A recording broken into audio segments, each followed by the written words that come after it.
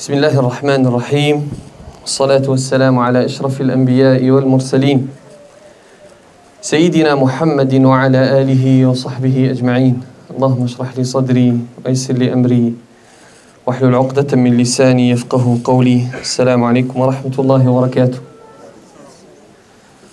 Alors, on remercie d'abord notre Créateur qui nous a permis de nous rassembler ici si nombreux. Et pour celles et ceux qui sont debout, qu'Allah subhanahu wa ta'ala accepte vos efforts parce que la récompense est proportionnelle à l'effort. Et donc pour celles et ceux qui sont assis, désolé, vous êtes dans le confort certes, mais celles et ceux qui sont derrière vous seront, incha'Allah, un petit peu plus récompensés. Alors, on remercie d'abord le Créateur et on vous remercie pour votre présence et on remercie les organisateurs de cette rencontre, Havre de Savoir, qui font un extraordinaire travail. On va commencer par le thème de cette rencontre, la miséricorde. Et je vais prolonger quelque peu ce que disait notre sœur Hala juste avant moi, avec beaucoup de talent. Et j'espère que le niveau ne va pas trop baisser avec mon intervention, puisqu'on était à un certain niveau. Alors, la miséricorde du Créateur transparaît dans celle du prophète sallallahu alayhi wa sallam. On voit bien à quel point le Créateur est miséricordieux lorsque l'on voit la miséricorde dont faisait preuve son messager, son prophète Muhammad sallallahu alayhi wa sallam. Et lorsque l'on parcourt le musée prophétique, un musée dans lequel sont exposées toutes les qualités du prophète sallallahu alayhi wa sallam, effectivement il y en a une qui brille particulièrement, qui scintille particulièrement, c'est la miséricorde. Et l'on voit cela au travers d'un certain nombre de récits qu'il n'est pas nécessaire de citer entièrement, mais je vais en reprendre quelques-uns. Et ça va être de la redite, mais je vais reprendre le récit qu'a cité notre sœur Hala lorsque le prophète sallallahu alayhi wa sallam va aller à Taïf. Et avant même qu'il ne démarre son apostolat, avant même qu'il ne démarre sa prédication, qu'il ne reçoive la révélation, il faisait preuve de miséricorde, a fortiori après la révélation. Et cela nous est prouvé par un certain nombre de textes, et notamment par le témoignage divin. Lorsque Dieu dit dans le Coran « وَمَا أَرْسَلْنَاكَ إِلَّا رَحْمَةً لِلْعَالَمِينَ » Nous ne t'avons envoyé que comme miséricorde pour les mondes. Alors ce terme est important, le terme monde, il va nous servir par la suite, on y reviendra incha'Allah. Donc lorsqu'il part à Taïf, il va dans cette ville à une centaine de kilomètres de la Mecque, il y va pour apporter de la douceur, pour apporter de l'amour, pour apporter de la miséricorde. Et il est accueilli, comme vous le savez, par la haine. On va l'accueillir et comble de l'humiliation, en tout cas en apparence, parce que lui n'est pas humilié. Mais eux pensent l'humilier en l'accueillant par des jets de pierre. On va même charger des enfants de le chasser de cette ville. Et il va en sortir. La suite du récit, vous venez de l'entendre. Jibril alayhi salam va questionner le prophète sallallahu alayhi wa sallam en lui disant « Si tu souhaites te venger, eh bien cela est possible, l'ange de la montagne est disponible pour écraser la ville de Taïf. » Et il va dire « Je ne suis pas là pour me venger. » Et il va faire preuve de miséricorde et va d'ailleurs souhaiter que la descendance de ces gens qui l'ont chassé soit pieuse. Et c'est le cas puisqu'aujourd'hui, la ville de Taïf est une ville dans laquelle il y a des croyantes et des croyants. Donc il y a un certain nombre de récits comme ceux-ci qui nous montrent sa miséricorde. Par exemple, lorsqu'il est victorieux, lorsque ses ennemis sont entre ses mains, qu'il peut en faire ce qu'il veut, il va leur dire « Mais que vais-je faire de vous à présent ?» Et alors qu'ils le détestent, alors qu'ils savent, alors qu'il est leur ennemi, ils savent qu'il est miséricordieux. Et on retrouve cela dans un certain nombre de récits. Ils connaissaient ses qualités, mais pourtant ils le détestaient. Et ils savent qu'il est miséricordieux, ils vont lui dire « Tu es généreux, fils d'un généreux. » Et effectivement, il va faire preuve de générosité, de miséricorde, et il va décider de les relâcher, il va leur dire « Allez-y, vous êtes libres. » Lorsque le prophète sallallahu alayhi wa sallam reçoit un groupe de captifs, et qu'il aperçoit dans ces captifs une femme qui cherche son enfant, elle trouve son enfant, elle le prend, le serre contre elle, et le prophète interpelle ses compagnons et leur dit « Est-ce que vous pensez que cette femme est capable de prendre son fils et de le jeter dans le feu ?» Ils disent évidemment non. Et il dit « Sachez que le Créateur est encore plus miséricordieux envers sa créature que cette mère envers son enfant. » Et le Créateur n'attend qu'une seule chose. Et c'est pour cela, nous sommes toutes et tous pécheurs. Je suis le premier à pécher. Et si dans cette salle, il y a des gens qui ont péché gravement, il faut comprendre qu'il est tant que vous respirez, il est toujours possible de revenir sur le chemin. Il est toujours possible de revenir vers le Créateur. Parce qu'il nous dit, sallallahu alayhi wa sallam, dans une tradition prophétique authentique, il nous rapporte l'état de satisfaction du divin lorsque l'un de ses serviteurs revient à lui. Alors je vais dire le hadith en arabe et ensuite je vous le traduirai. Il dit, Allahu ashaddu farahan min tawbati abdihi hina yatubu ilayh min ahadikum kana ala rahilatihi bi ardin falah فانفلتت منه وعليها طعامه وشرابه فأيس منها فأتى شجرة فاضطجع في ظلها وقد أيس من راحلته وبينما هو كذلك إذ هو بها قائمة عنده فقال من شدة الفرح اللهم أنت عبدي وأنا ربك. Le but de cette parole du prophète est de nous montrer à quel point, alors que nous sommes pécheurs, c'est nous qui sommes pécheurs, c'est nous qui fautons, malgré tout, lorsque tu reviens à Dieu, il est dans un état de satisfaction. Et pour nous montrer cet état de satisfaction, pour nous approcher de cet état de satisfaction, parce que l'on ne sait pas, on ne peut pas dire que Dieu ressent quelque chose. Rien n'est comme le Créateur. Mais pour que nous comprenions un tant soit peu cette satisfaction du divin, le prophète sallallahu alayhi wa sallam nous donne un exemple et il nous dit c'est comme un homme qui est dans un désert, une terre aride dans laquelle il n'y a rien. Il a une monture sur laquelle il y a tout ce dont il a besoin pour vivre. Il a de quoi boire, de quoi manger et à un moment donné, cette monture va partir, va s'enfuir. Et petit à petit, une certitude va gagner le cœur de cet homme, c'est la mort. Puisqu'il n'y a pas de quoi boire, de quoi manger, je suis condamné. Alors, il va s'allonger dans l'ombre d'un arbre, attendre la fin. Et à ce moment précis, vous avez cette monture qui revient, qui se tient devant lui. Il attrape cette monture, il est certain qu'elle ne peut plus s'échapper. Et tellement il est content, il va dire ceci, il va se tromper. Il va dire Allahumma anta abdi wa ana rabbuk. Oh Allah, tu es mon serviteur et je suis ton Seigneur. C'est-à-dire qu'il est dans un état tel qu'il perd même le lien avec ce qui est le plus important, c'est-à-dire l'unicité de Dieu. Eh bien, sachez que le Créateur est encore plus satisfait que cet homme lorsque tu reviendras à lui.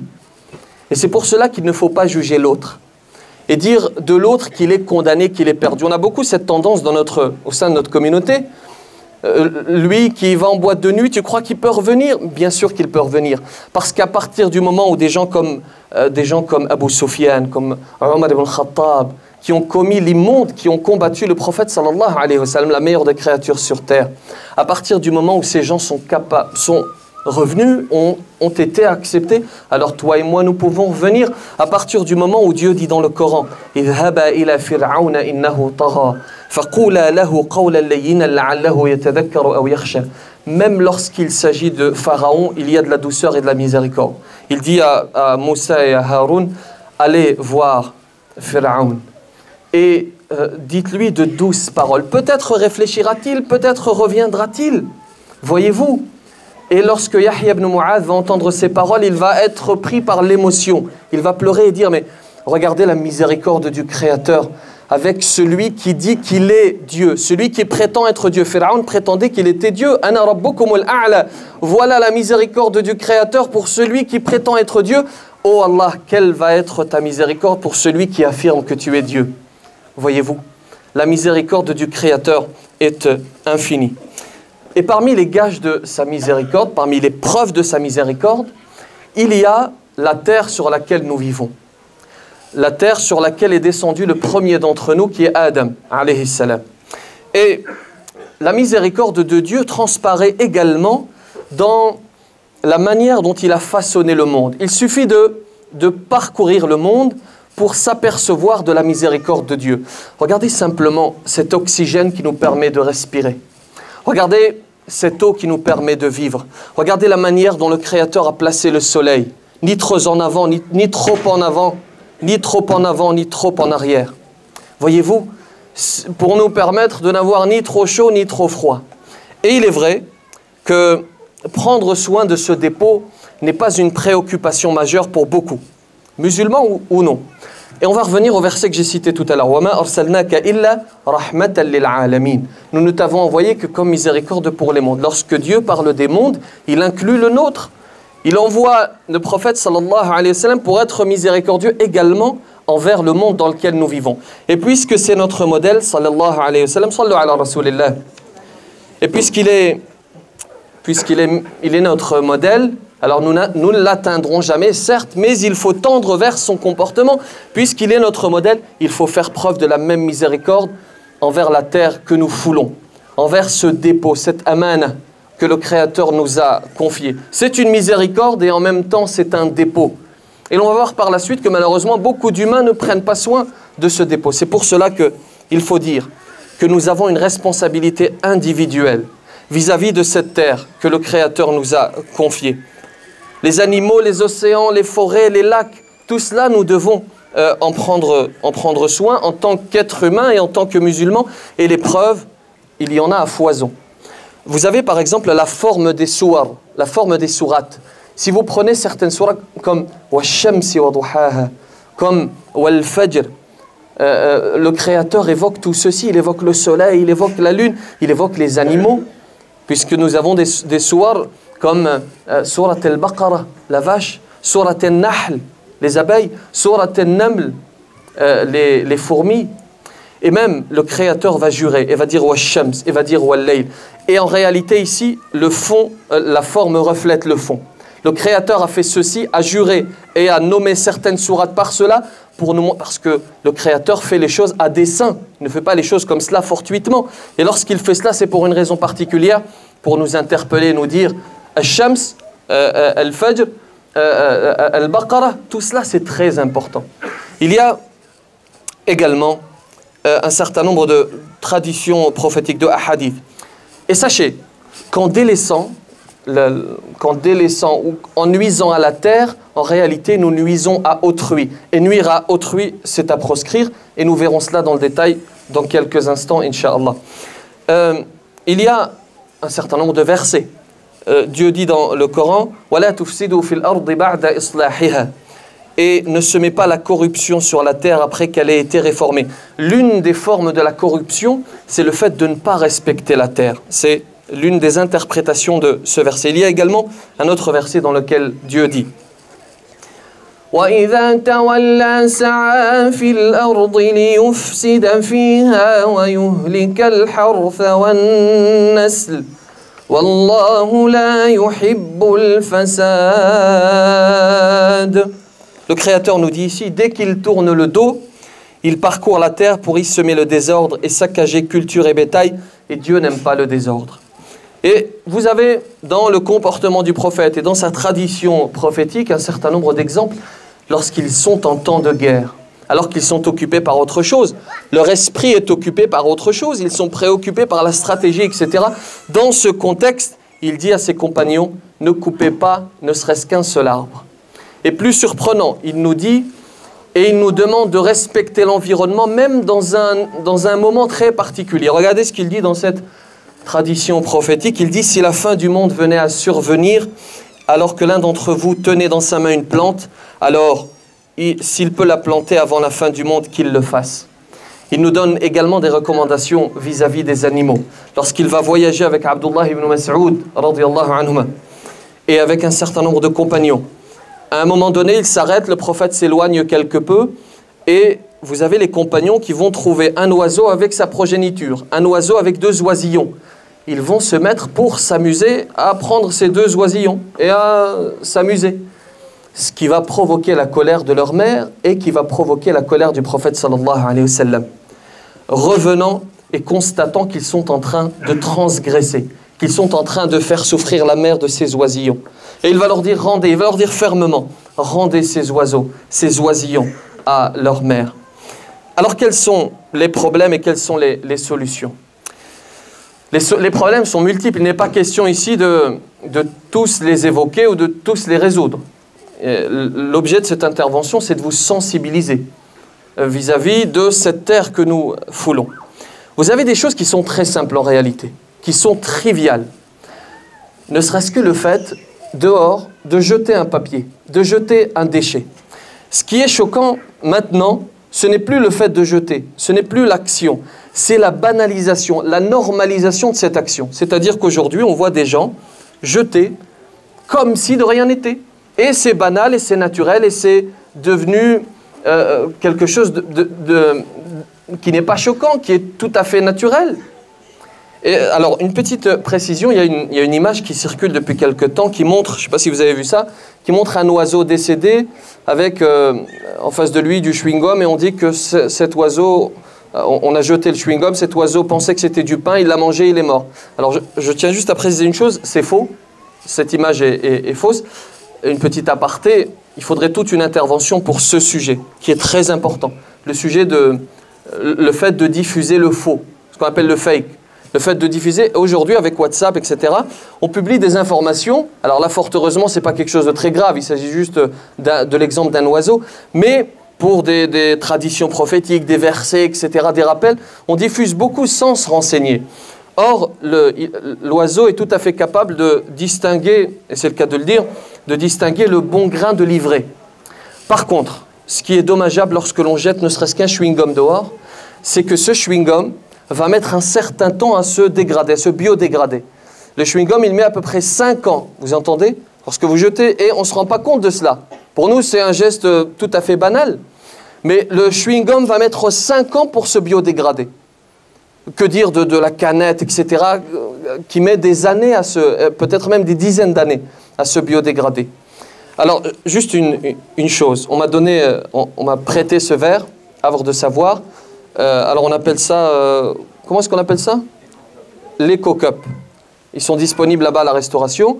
C'est pour vous sensibiliser, parce qu'on va le dire par la suite, parmi les solutions, il y a le fait de se mobiliser chacun à sa petite échelle. Généralement, quand on a un gobelet en plastique, qu'est-ce qu'on fait? On boit un petit peu, puis on le jette, n'est-ce pas?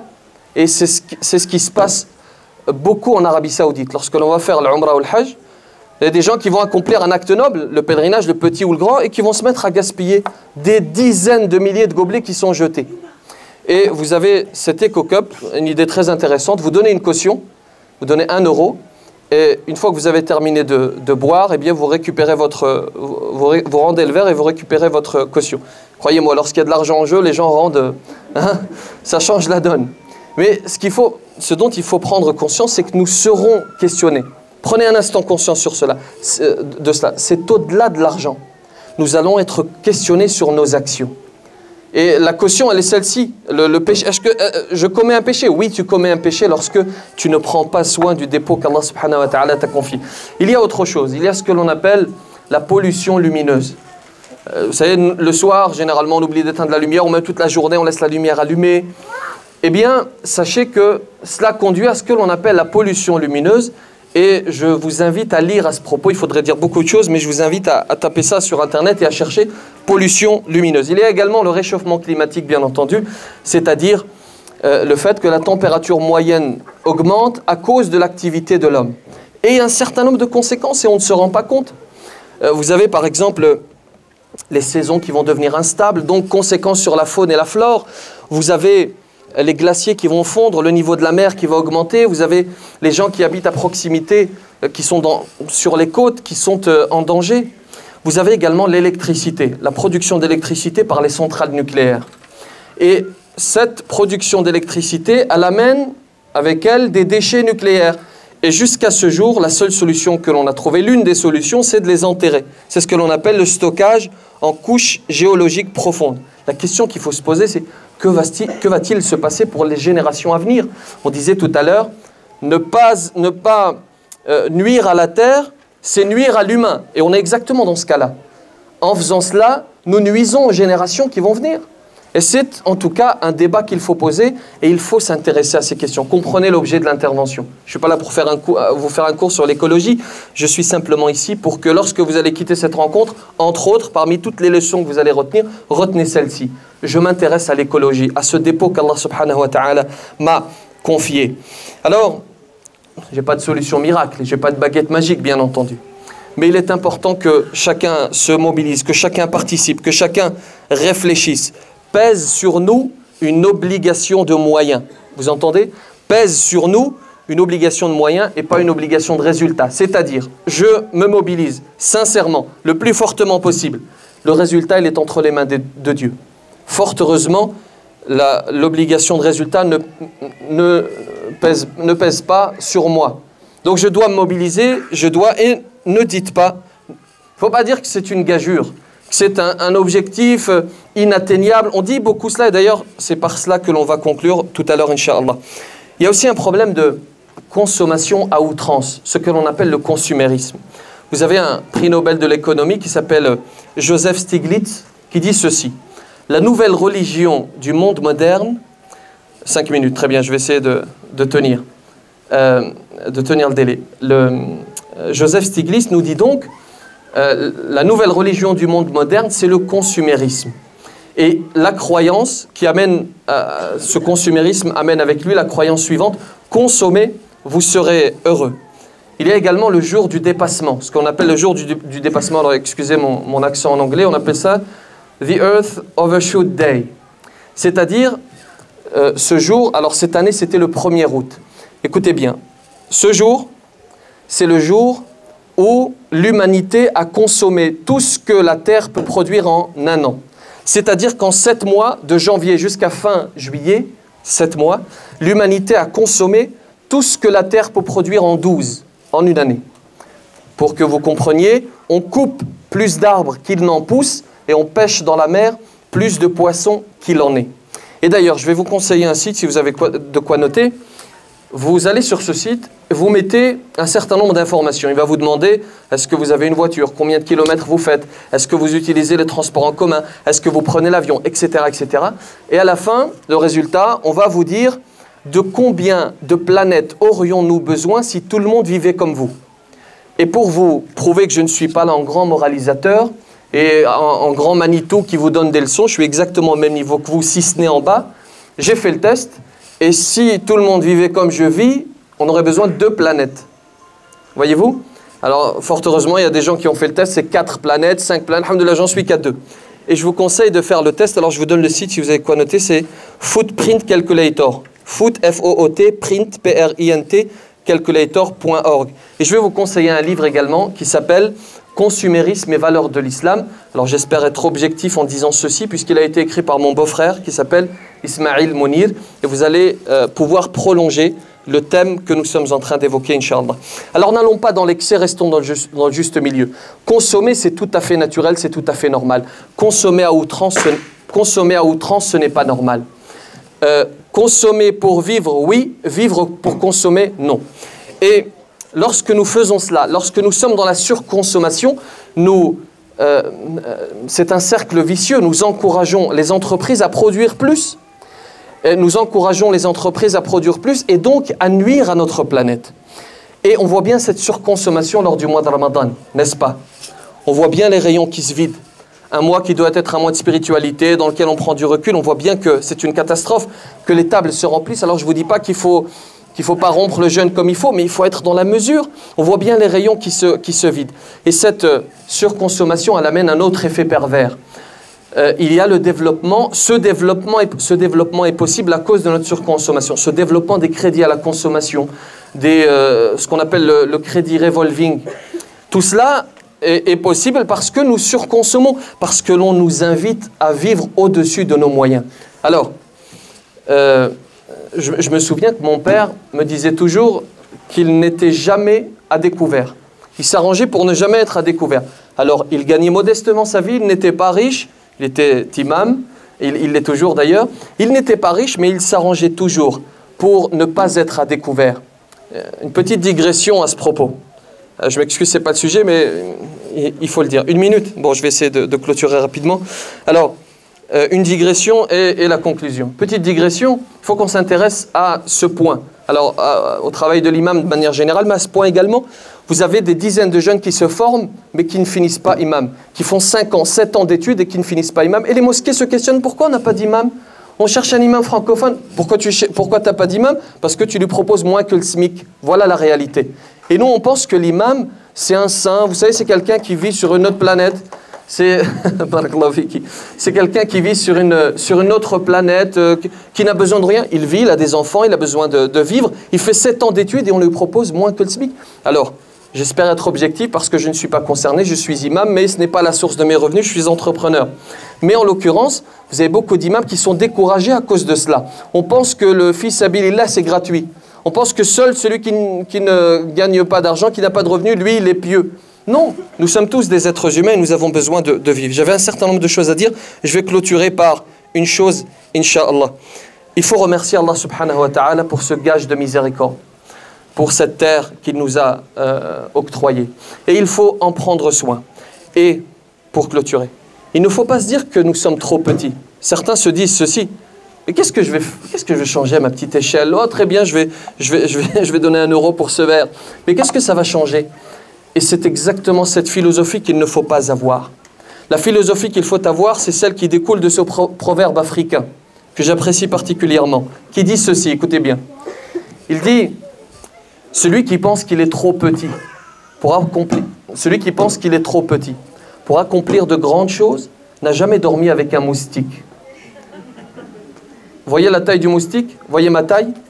Qui gêne l'autre la nuit? C'est le moustique, n'est-ce pas? Il accomplit de grandes choses alors qu'il est petit. Wallahu ta'ala a'la wa a'lam wa ahkam. Barakallahu fikum pour votre attention. Subhana rabbika rabbil izzati amma yasifun. Assalamu alaikum. Alhamdulillah.